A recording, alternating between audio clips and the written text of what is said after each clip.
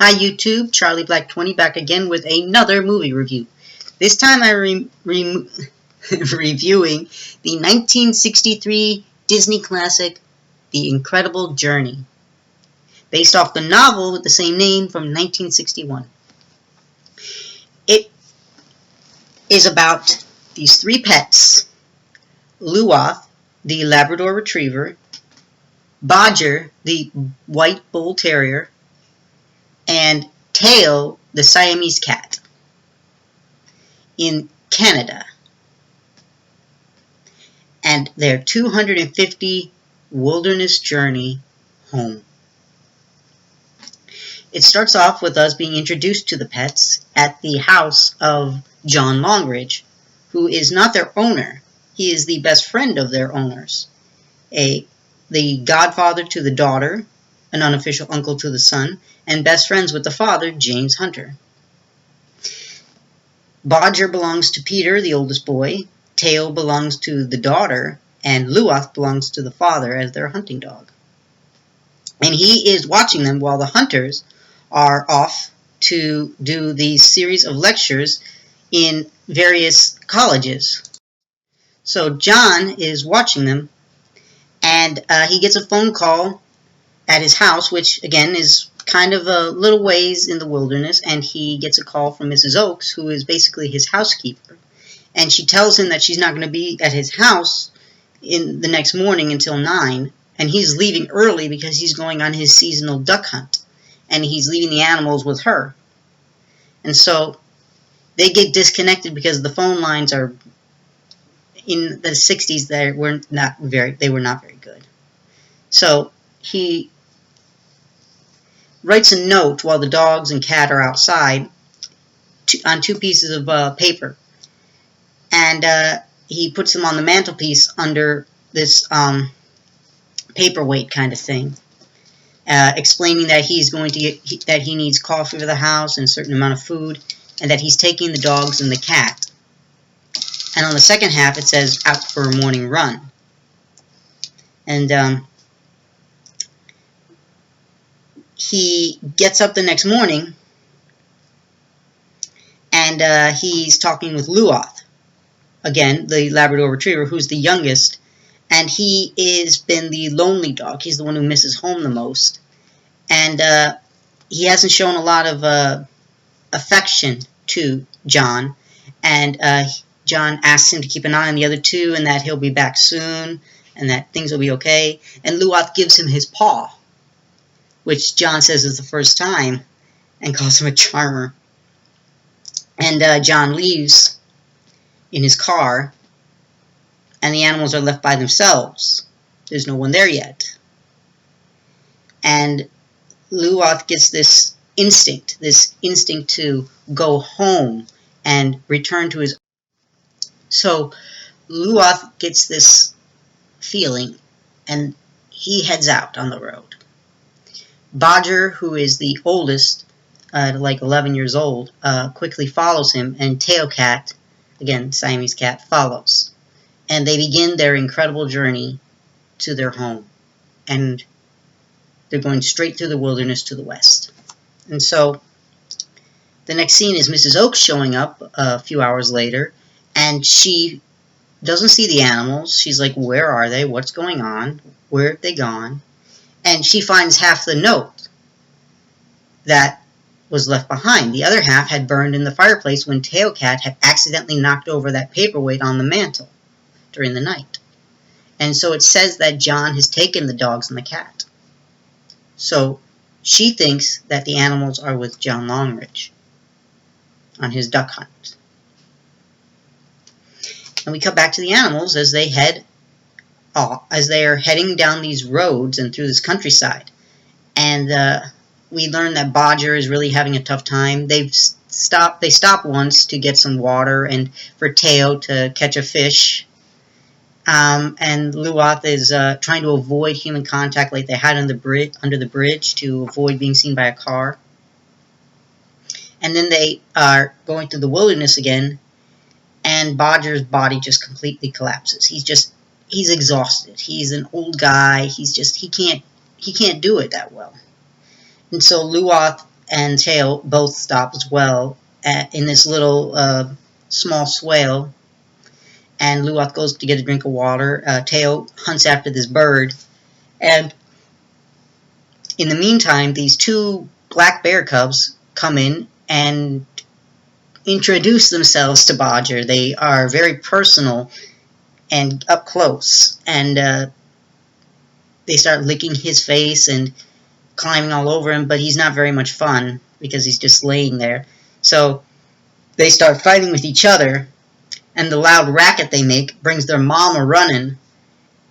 And when she doesn't see what's hurting them because they've run into the bushes, she only sees Bodger, who's just laying in the middle of this mud. And so she goes after him, and he starts barking at her, and then out of the trees comes Teocat, and she just starts hissing and yowling and putting his ears back and just hissing and growling at this bear. Just kind of really, really tough. It's really scary, really cool.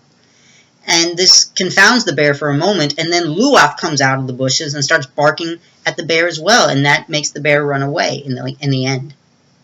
And Teocat shares his catch, the bird he caught, with Bodger. So Bodger eats the bird and gets his energy back, and they resume their journey.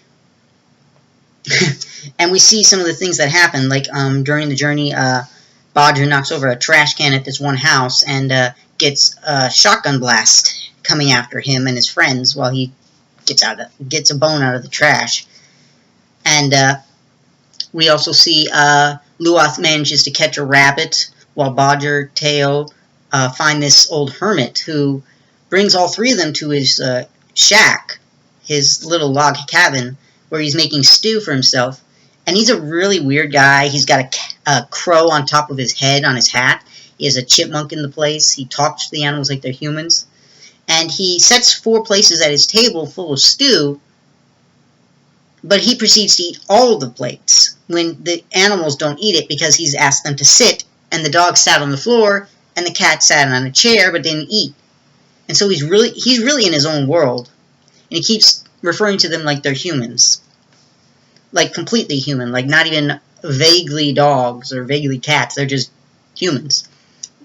And so they leave. Obviously, they still have Luoth's rabbit that he managed to catch. But then we come to a river, a wide river. It's calm at where they cross it, where Luoth crosses it. Being a Labrador Retriever, it's very easy. He's made for this. And then Bodger jumps in and does okay in the water, and they basically make it ashore without a problem. But Teo is on the other shore now, and he won't dip even a toe in. He's just not having it. So he goes downriver some ways and finds this beaver dam. And part of it is in the middle, has just separated, so you've got some water going down still. But the beaver dam, it's got the hole between the middle of it, between the 2 sections, isn't that wide. Teo's jumped much further than that before, so he tries to, but he lands on an unstable part of the dam and falls in. And Luoth tries to catch him, tries to go after him in the water, but the rapids are too powerful, and they just sweep Teo away. Especially because the dam is now broken completely. All the water is just pouring in. So Luoth and Bodger wait at the side of the creek for 2 days for their friend to come back. But Teo doesn't come. So they head back out without their friend. We come to a small house many miles downriver, to the home of a Swedish family with the father, the mother, and their daughter Hilda, who looks to be about 12, 13 years old. And she sees a piece of the dam on the river held by these rocks, and on top of it she sees the body of Teo. And she lets her parents know. The father comes down, they get Teo out of the water, they get some hot milk and some brandy, and use it to they squeeze the water out of Teo, and then they try to use the milk and brandy mix to feed him, to get him, and then they try to dry him off as well with a hot towel. But for the next few days, Teo is drinking milk, he's getting fed, he's keeping the daughter company, and one night after her father sings her to sleep, Teo basically says goodbye in his own way and leaves out the open window. And we see part of his journey getting back to the animals, which takes a couple of days. Getting back to the dogs, which takes a couple of days, sorry. And we see how he blends into the wilderness pretty well. He's very stealthy. But he has this instinct that there's something really evil behind him. And there is something very dangerous behind him. It's a lynx, which is a very, very ferocious cat. Wild cat. And it chases after Teo. Teo climbs up a tree to get away. The lynx climbs right up the tree without a problem. And the lynx isn't like a bear that Teo can bluff away. This thing is going to either eat him or he's going to get away. There's nothing in between. And Teo almost gets caught by the lynx a couple times, but he manages to get inside this broken log just out of reach of the lynx, like those old dens that you see. And he's trying to the lynx is trying to dig him out, but then out of the blue, out of the woods, comes a young boy, like 13, 14 years old, with a gun. And he shoots at the lynx, misses, and he chases the lynx away with more shots and goes after it. And then Teo resumes his journey, and the next time we see him, he finds the dogs. He's at the top of this hill, he starts meowing, the dogs hear it, and then they just run towards each other. And Bodger reaches Teo first, and it's just absolute pandemonium for a moment, and then Luoth joins in, and it's just, they can't believe they're back together. And so the next scene is that we learn that both the dogs are starving, and it's tough on them. And they run into a porcupine. And so Luoth tries to get it. Obviously, it doesn't go well. He gets porcupine quills into his muzzle and face. And it hurts him a lot. And so he tries to get his friends to help him. They can't do anything. The only thing he can do is keep going and sticking his face in cold water in the river. And one time he goes and does this, he actually encounters this hunter, Jim McKenzie, who shoots down a duck that lands in the water, and Luoth's training kicks in, and he goes and retrieves the duck as best he can with a mouthful of quills. And Jim McKenzie realizes that this dog has been well trained. He has to have an owner, but that this dog is starving and hurt. So he takes Luoth back to his farm, and he doesn't realize it, but on the wood pile right beside him is Teo as he's passing by. He doesn't see Teo.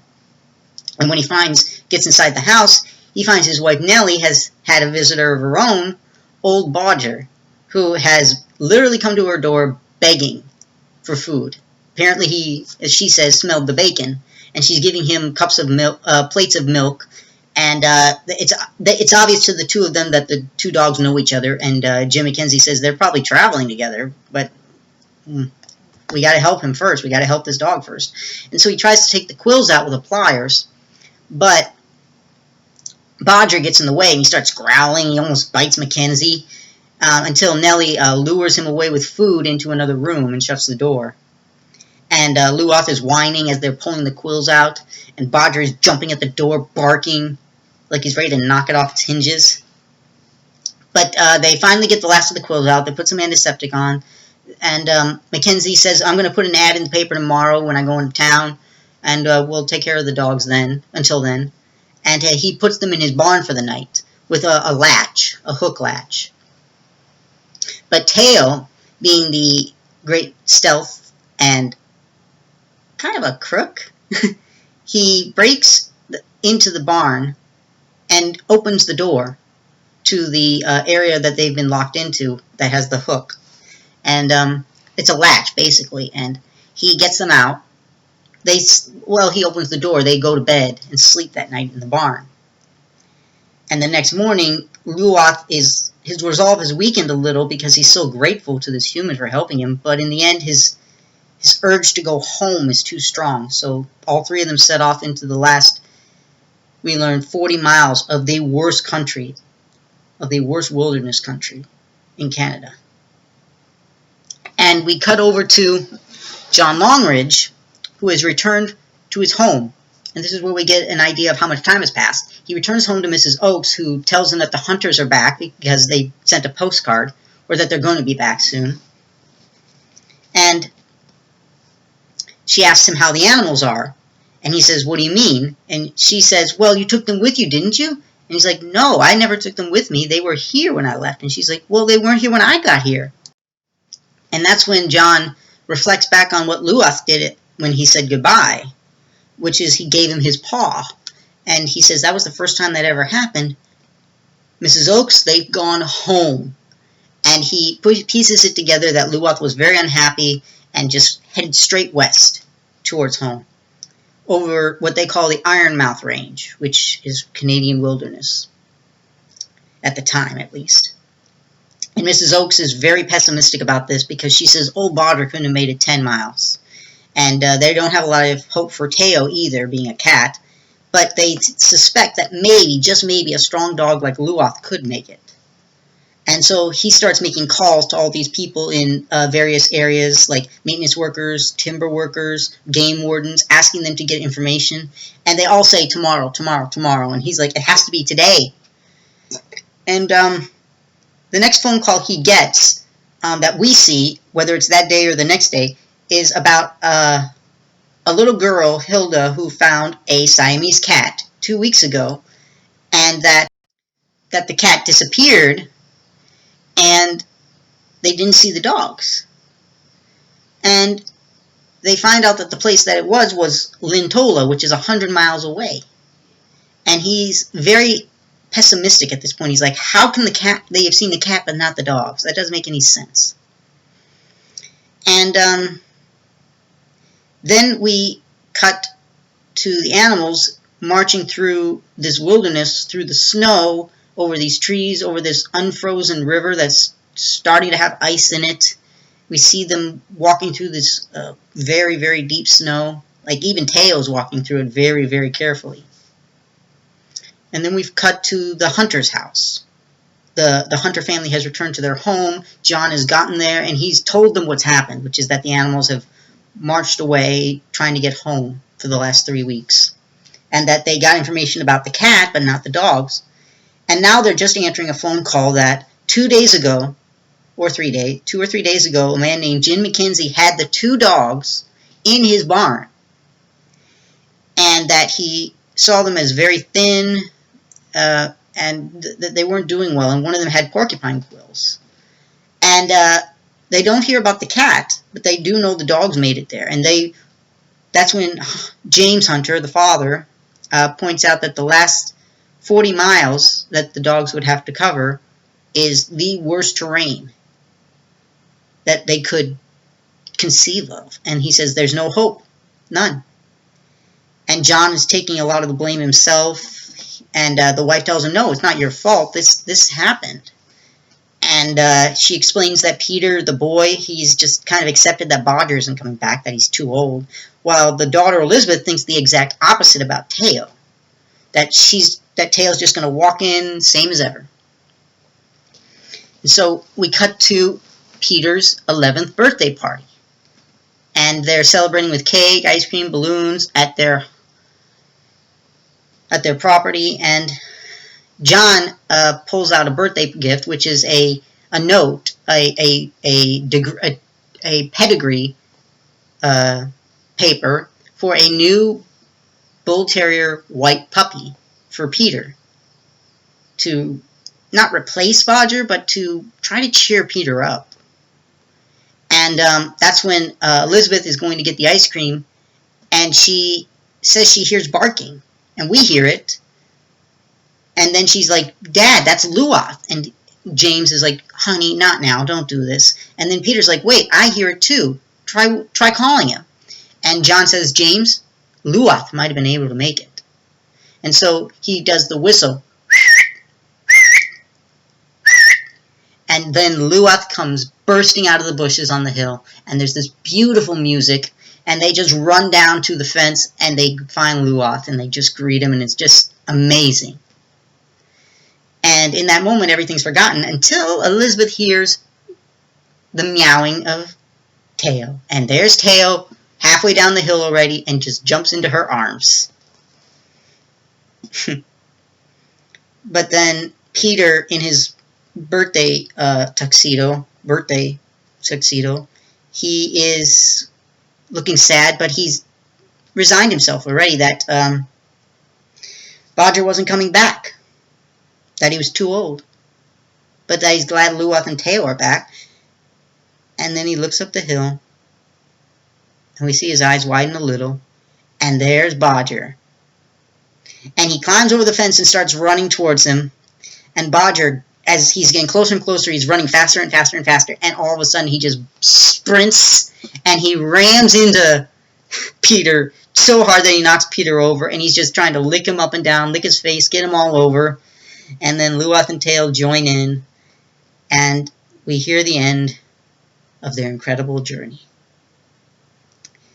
It was a very, very good movie. Very good movie. And it is a live-action Disney movie, and they did an incredible job considering how the book is. Now, this was remade in 1993 into the title Homeward Bound, The Incredible Journey, which I did review in an earlier movie, and there are some major differences between the two, as there is major differences between this 1963 film and the book. Now, most of the scenes that were omitted from the book are not too pertinent to the actual story, but they are still very interesting.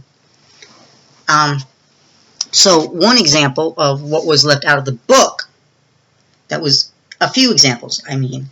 Number one, the first one is that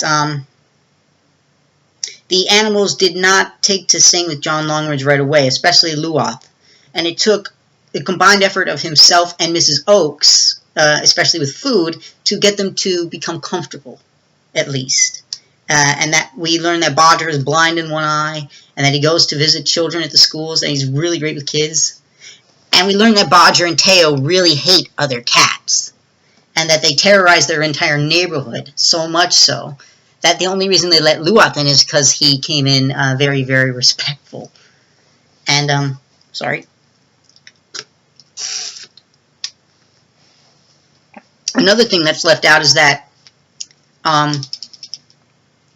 after the bear encounter, Bodger was actually hurt. He had claw marks on his body, and they encountered this camp of Native Americans or Indians who fed Teo, fed Bodger, fixed up his wounds with medicine, and let them go.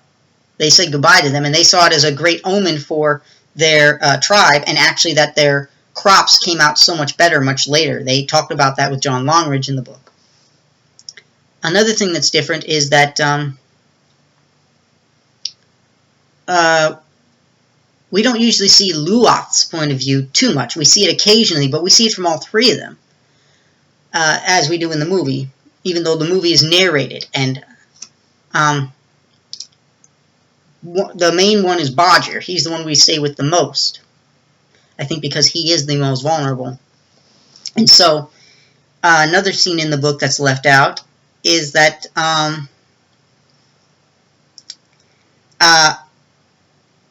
how Bodger meets Nellie Mackenzie and Jim Mackenzie. We actually follow him first before we find out how Luoth found Jim. And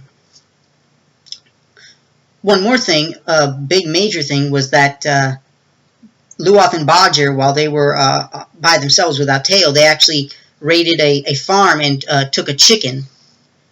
And the owner came out really angry along with his dog, and the dog attacks Luoth, and they get into a quick fight. But then Bodger steps in as a bull terrier, and the only reason he doesn't kill this dog is because he's so much older now. His teeth aren't nearly as sharp, and he's not nearly as strong as he was, but he manages to win the fight very, very easily. And it's really interesting that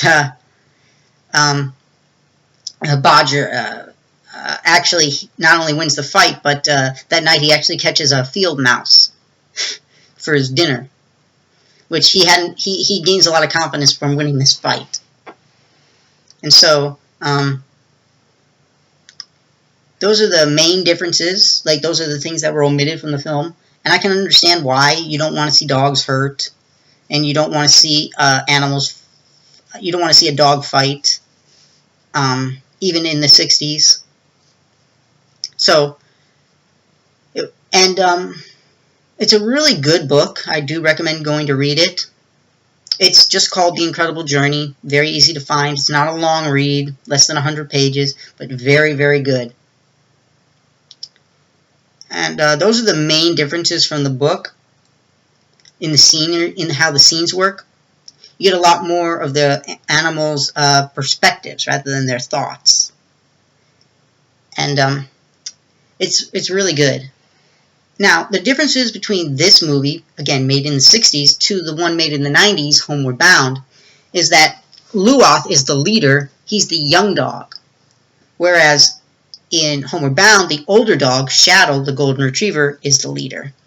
And Chance, the bulldog, in the Bull Terrier's place, is much younger and way more,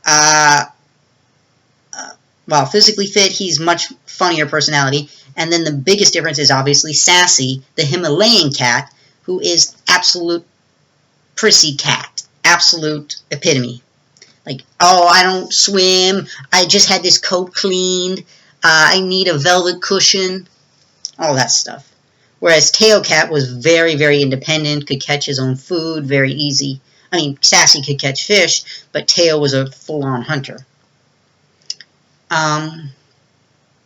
The other difference is that it was a family of 2 kids in The Incredible Journey and a family of 3 kids in the Homeward Bound.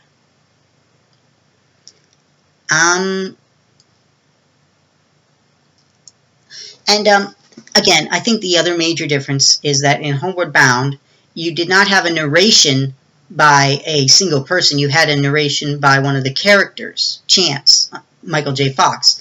Whereas in the movie The Incredible Journey, the narrator was talking about the animals and talking about their perspectives and how things were going. And that was done by Randy Allen. I don't know if he's done any other work. If he did a very good job. With this one, at least. And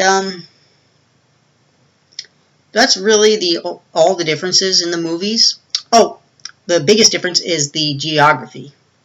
Is that the Incredible Journey took place in Canada, and the Homeward Bound journey took place in the Sierra Nevada mountains of the United States. So that's this movie review. I hope we can do another one soon, and take care, YouTube.